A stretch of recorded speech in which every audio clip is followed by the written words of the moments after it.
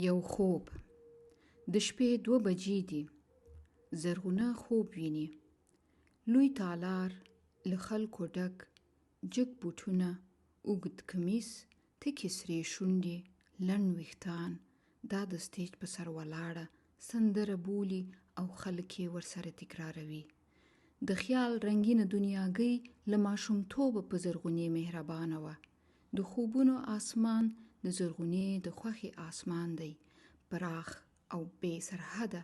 دا پکې آزاده چې چیرته زړه وي هلته الوزي.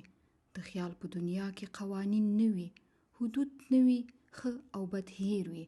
نه تیر پکې معنا لري، نه راتلونکی او حال، بس د یو څو شیبو یو خیال وي. زرغونې د سندرغاړي خوب دومره ډیر لیدلی چې په خوب کې لا پوهیږي چې خوب ویني. پخوا به چې دا صحنه جوړوله، نیم ویښ نیم ویدو مغزو به فکر نه کاوه، خوند به یې اخیست. خو اوس دا 1 میاشت کیږي داسې نه ده. هغه خوب چې پخوا به د ژوند ستونزې پرې هیرولې، اوس په خپله په تشویش بدل شوی دی. زرغونه له ځایه راپاڅېده. اوف خدایه، بیا دا خوب. د زرغونې د مشرې خور د واده 10 کاله کیږي چې پلار کره راشي له زرغونې سره ګډه ویدېږي. پخوا یې څو ځلې زرغونې ته ویلي ول چې په خوب کې غږیږي او د کنګرو غوندې اوازونه کوي. د زرغونې هم چې 2 متره ژبه او بېغمه زړه دی، تل یې د خور ټوکې په ټوکو ځواب کړی وي او په کیسه کې نه وه. د سندرغاړي د خوب تشویش اصلاً له تېرې میاشتې راهیسې شروع شو. کابو 6 اونۍ مخکې یوه ورځ مور زرغونې ته وویل چې د پلار جان د یوه دوست دې خېشۍ ته زړه کیږي او د پلار جان دې هم خوښه ده. زرغونه پوهېده چې یا نن یا سبا آخري واده په مخ کې دی، نو هیڅ یې ونه ویل.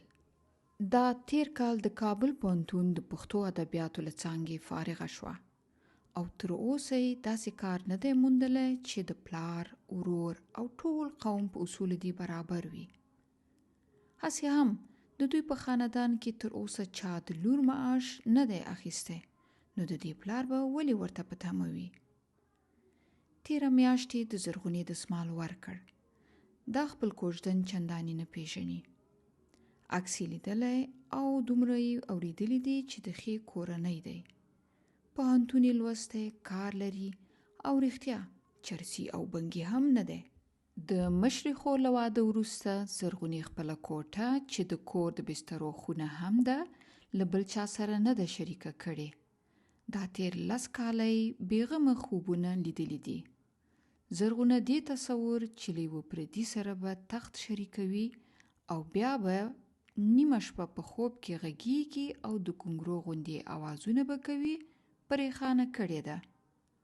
دا تشویش هغه وخت ډیر شو چې ورور یې هغه بله ورځ ویل چې نوی زوم ښه مسلمان هلک دی، لمونځ خامخا جومات ته رسوي. زرغونې کړکۍ پرانیسته. تر هغې چې سترګې کار کوي تیاره ورته ښکاري. که هلک ملا تیپه وي او د سندرغاړي د خوب کیسه ورته کوي، یو عذاب، او که یې نه وایي او په خوب کې بدلې بولي، بل غم. زرغونې سر د کړکۍ په ژۍ تکیه کړی. د کابل د دوبي د شپو باد نرم چلیږي. ته واده قلعه فتح الله په دې کوڅه کې باد د پښو په څوکه سوکه سوکه روان دی او نه غواړي د ورځې له شوره ستړې کوڅه راویښه کړي. زرغونه په دې چرت کې ده چې دا د سندرغاړي خوب یې په سر کې له کومه پیدا شو. دقیق نه ور یادېږي، لکه له دې سره چې یو ځای پیدا شوی وي. ته وا د زرغونې د حافظې هغه کوټه چې د اوازونو ساتلو ته جوړه ده، سایز یې غټ دی. غوږونه یې تر نورو حواسو هوښیار دي او غږ د دې یوازینی شی دی چې تر خپلو اصلي رنګو سترګو یې ښکلی ګڼي. کلونه مخکې چې زرغونه د زرغونې په عالي لیسه کې وه او 1 نیم بیکاره ساعت به یې و، نو له ټولګیوالو سره به یې د سندرو مشاعره کوله. دوی به شعر جنګي بلله. دا به پکې تر ټولو مخکې وه او په چوبي میز به یې داسې دایره وهله توا له پلار و نیکه ډمه پیدا ده. زرغونه آسمان ته ګوري. سپوږمۍ ورښکاري، یو نیم بل ستوری هم بریښي، چې په دې سپوږمۍ کې نو څه شی دی چې تر ټولو ښایسته ښکاري. ګونګ مخ به یې نیولی وي. اوف، ناق مې خوب والوت. زرغونې راډیو راواخیسته. سندره وه. چینل یې بدل کړ. بلکې هم سندره وه. بیا یې بدل کړ. بلکې د بی بی سی انګریزي خپرونه وه. یوه دقیقه ورته تم شوه. څه ښه یې وایي، پوست غږ. چینل یې بدل کړ. د ناشناز سندره وه. دا سندره به بابا جان اورېده. زرغونې راډیو په تاخچه کې کېښوده. ناشناز سندره وایي، دا ورسره ګډه لګیا ده. د باندې ګوري، تکه توره شپه څاري او په دې فکر کې ده چې څه وکړي چې د خوب د وخت د ګونګرې غوندې آواز کنټرول کړي. محبت اول اسانه په نظر راغی. مور ته به ووایم چې څه وخت ما سره ویده شي.